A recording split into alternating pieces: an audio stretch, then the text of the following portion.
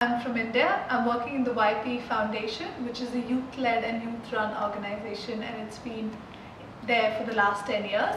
We are mainly focusing on young people and their right and access to human rights, specifically on sexual and reproductive health and rights of young people.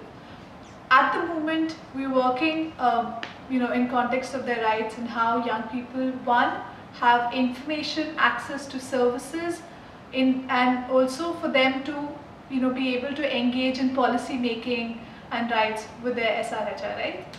At the moment, thinking about how young people in India do not have that policy or do not have that information from anywhere, and sexuality and these issues are very much kept hidden from young people, with the idea that it's only meant for young people or people who are above the age of 25 or the marriageable age of young people.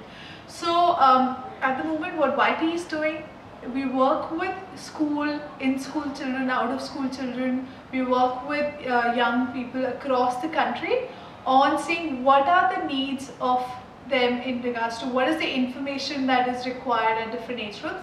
And we think it's very important for an adolescent or a young person to say what it is rather than us dictating what they need. So we are in the process right now, which very much goes on to the advocacy and with this ICP, the Cairo conference, and with the need for comprehensive sexuality education and involving young people in that.